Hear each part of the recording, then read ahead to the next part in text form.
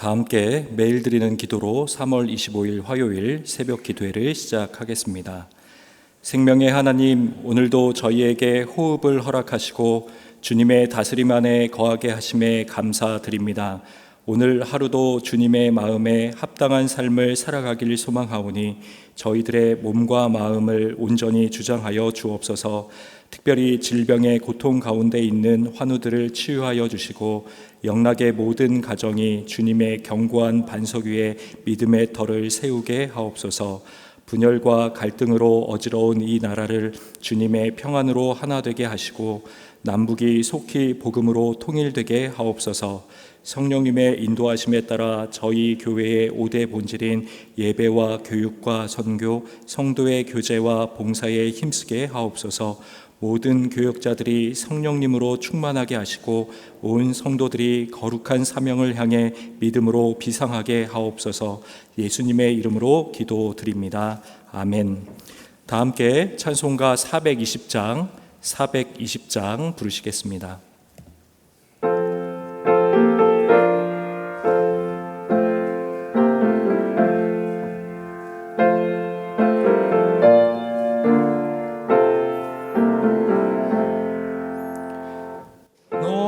성결케 위해 늘 기도하며 너 주 안에 있어 늘 성경 보고 온 형제들 함께 늘 사귀면서 일나기 전마다 너 기도하라.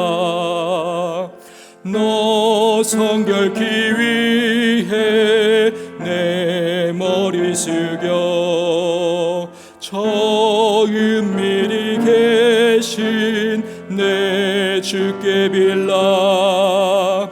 주 사귀어 살면 주 닮으리니 널 보느리마다 주 생각하리. 너 성결케 위해 주 따라가고 일 다급하여도 당황치 말고 참 즐거울 때나 또 슬플 때나 너 주님만 믿고 늘 따라가라.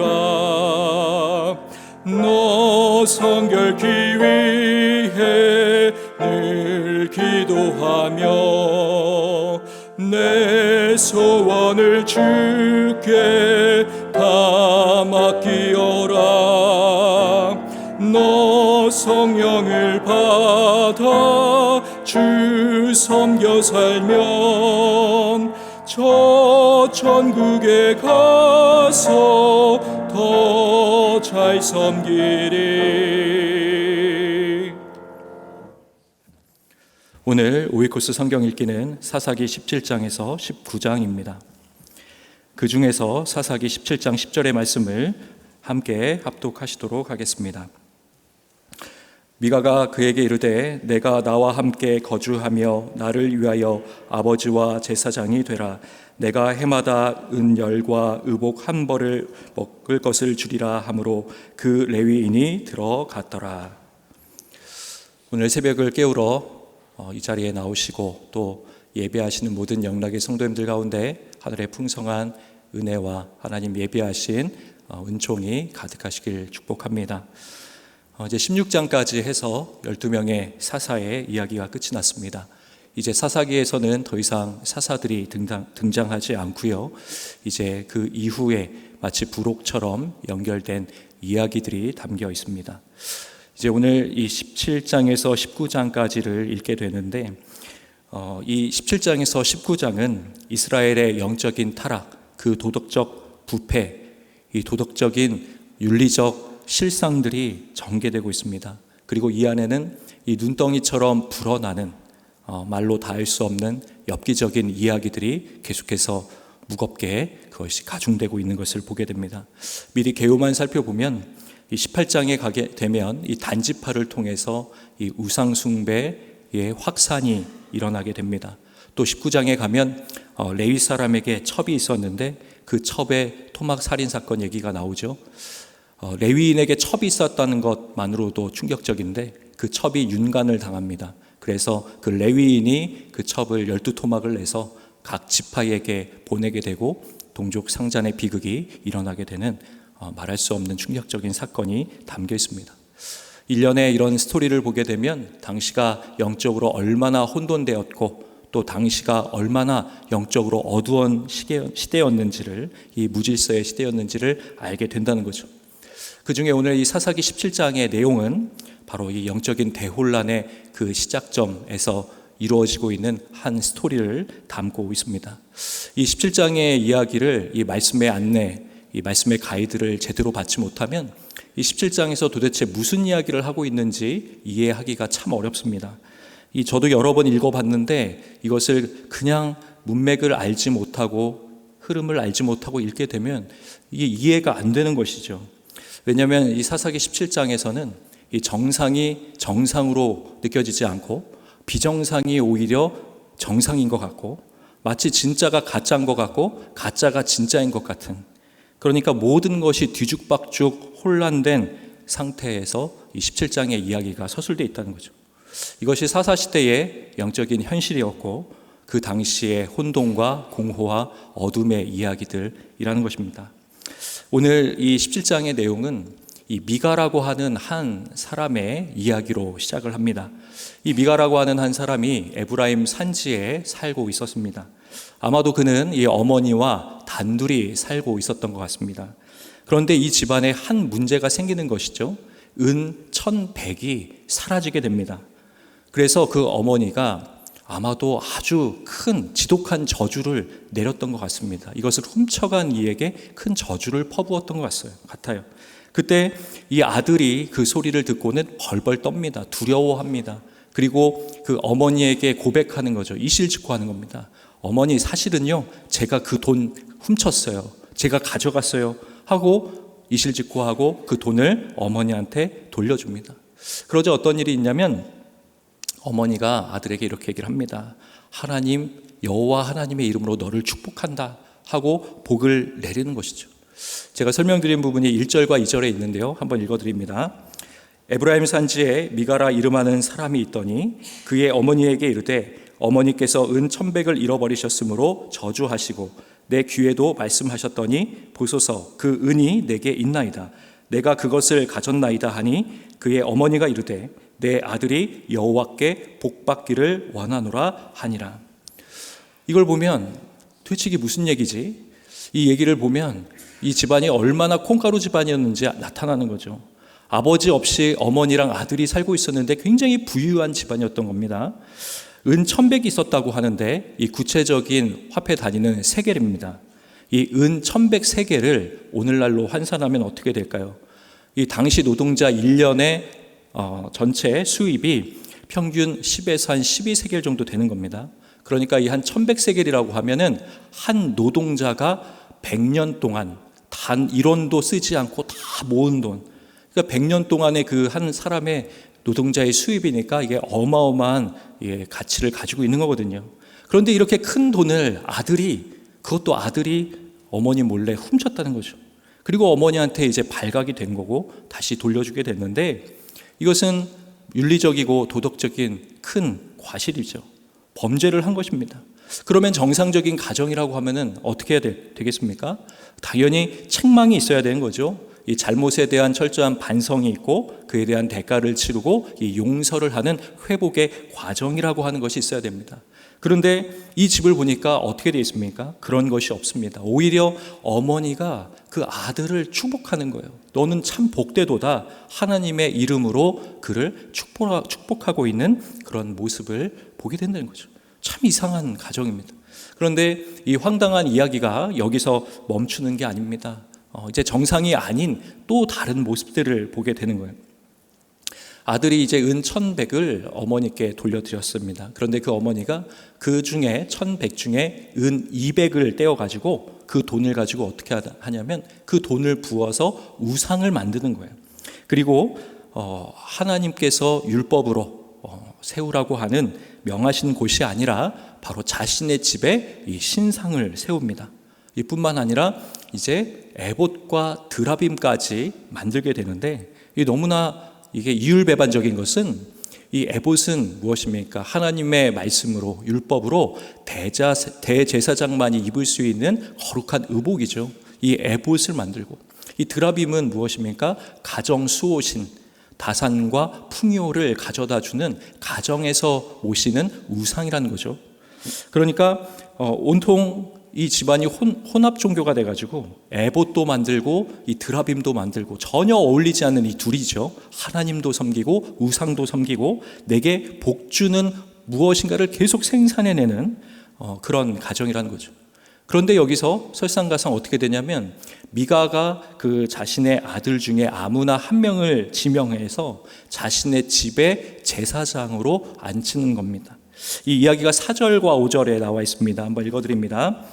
미가가 그 은을 그의 어머니에게 도로 주었으므로 어머니가 그 은 200을 가져다가 은장새에게 주어 한 신상을 새기고 한 신상을 부어 만들었더니 그 신상이 미가의 집에 있더라.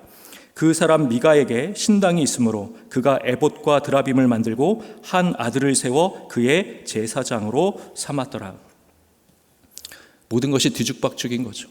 내가 원하는 것, 바로 내 생각대로, 내 뜻대로, 내 욕심대로, 내 방법대로, 내 중심대로 모든 것을 해석하고 자신의 집을 복받는 어떤 혼합 종교 체계를 만들고자 애쓰고 있는 이 미가, 그 가정을 볼 수 있습니다.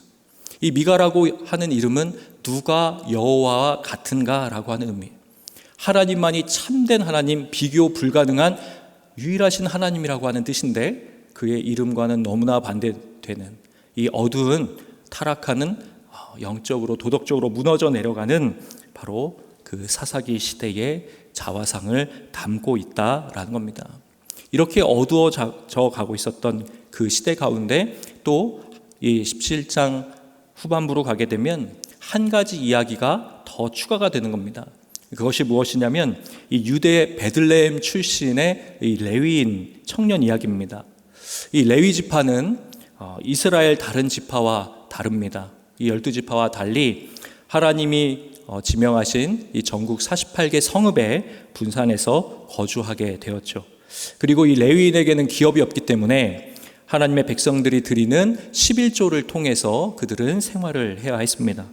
그런데 이 레위 이 청년을 보니까 이 임시 체류자 신분이에요. 이곳에도 정착 못하고 저곳에도 정착 못하고 이리저리 방황하고 또 방랑하고 있었던 거죠. 그 이유는 무엇이었는가? 이 먹고 사는 문제, 이 생계 문제 때문이었습니다.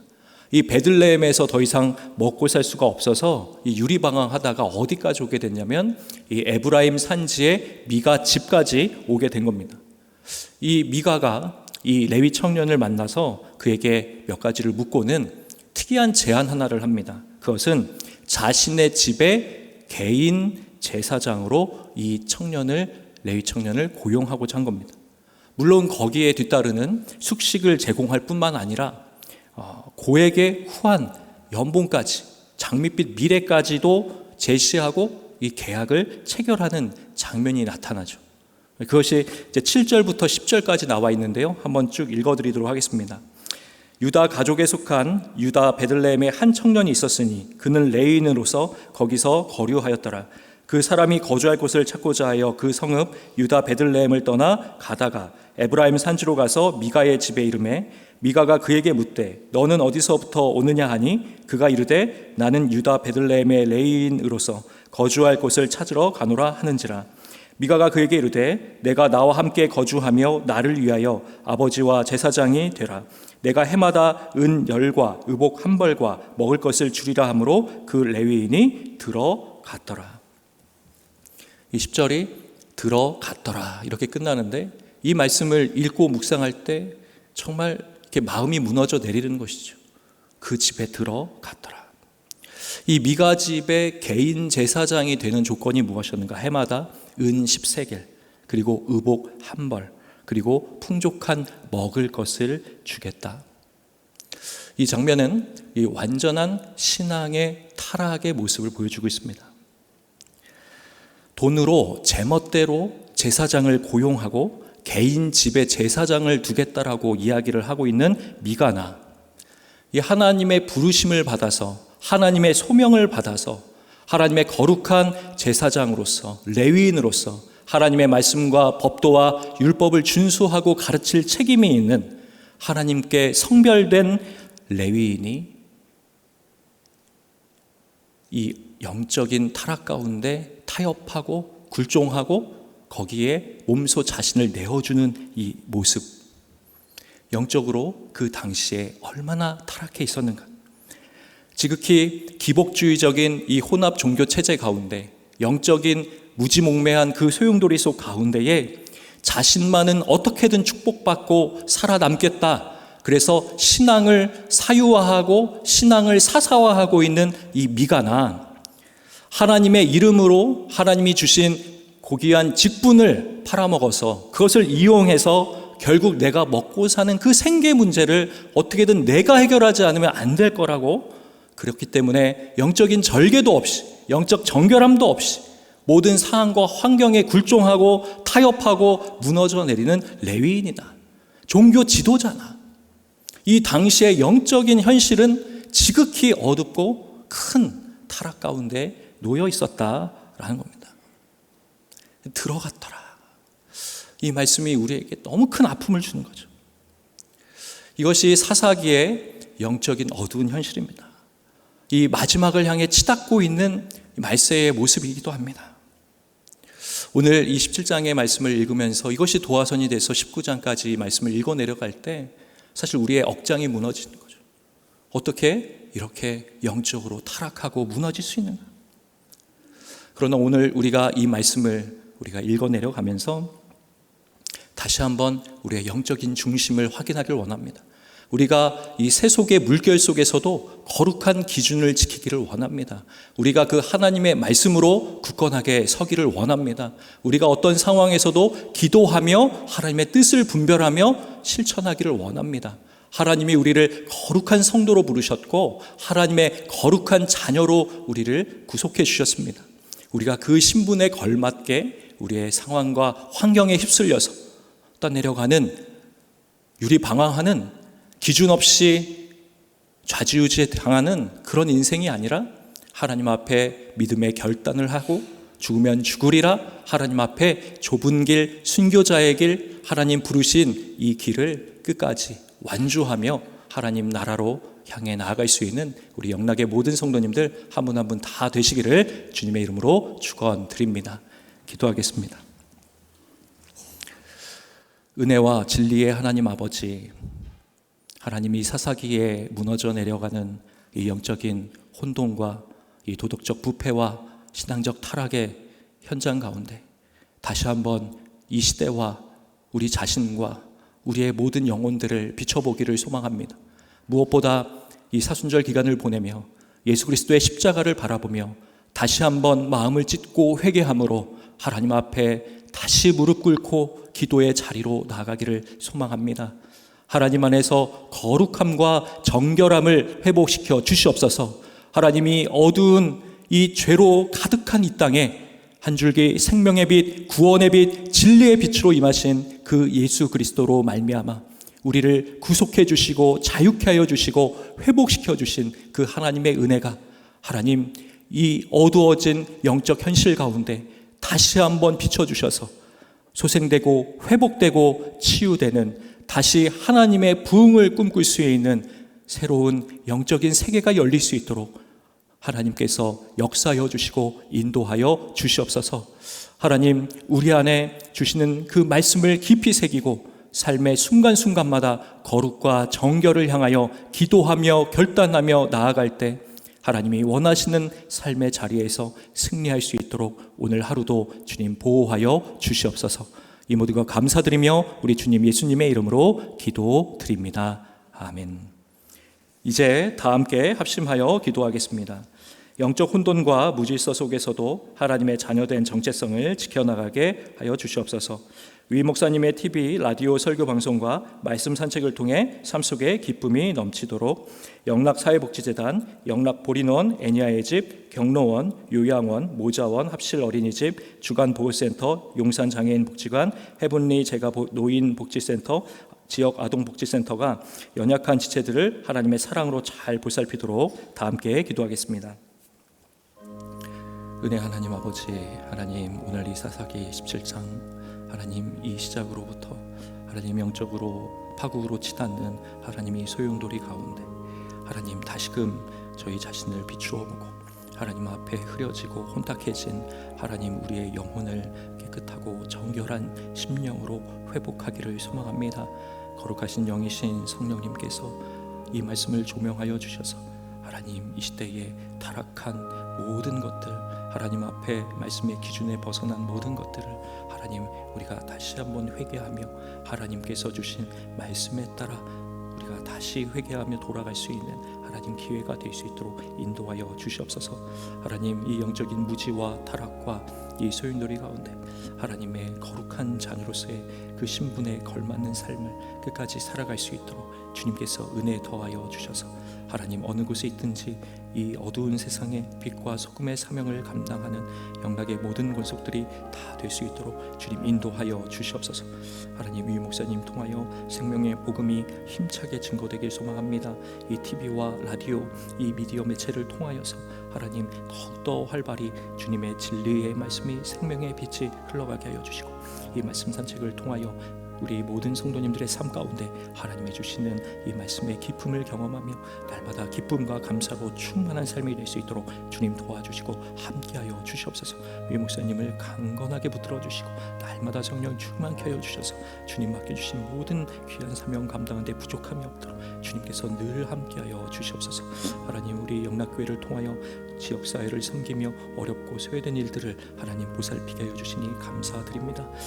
영락사회복지재단을 통하여 섬기고 있는 수많은 영혼들이 있습니다. 하나님 필요를 채워주시고 하나님 무엇보다 그 영혼의 아픔과 상실과 또 그 마음에 있는 절망을 주님 불쌍히 여겨주시고 하나님의 회복과 자유와 또 하나님의 긍정으로 모든 것들이 소생되고 회복되는 역사 있게 하여 주시옵소서. 하나님의 사랑을 경험하며 충만한 은혜를 누릴 수 있도록 하나님 영락사회복지재단을 사용하여 주시옵소서.